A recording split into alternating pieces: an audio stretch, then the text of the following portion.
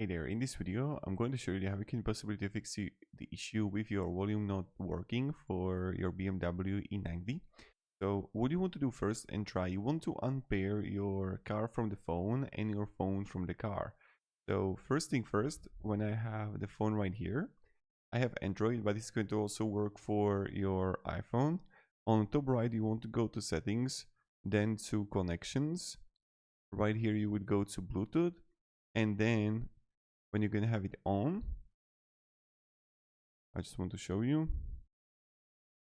There you are going to find your BMW and you want to go to settings, and here you want to press unpair, and the same thing you want to do for your car. So this is the first way how you can possibly fix it. The second way, what you can try to do is that you want to locate the volume button on your car where it is. It's going to look like this, and you want to press and hold it for about 60 to 70 seconds to reset the iDrive. And you just want to locate how to reset the iDrive for the BMW e90, but this is how you're going to do it. So try to hold it 60-80 seconds, it's going to reset, and then it could possibly work for your Bluetooth. Reset your phone and try to now pair it with your car. Try it out, I hope it's going to work out. Thank you very much and have a great day, and goodbye.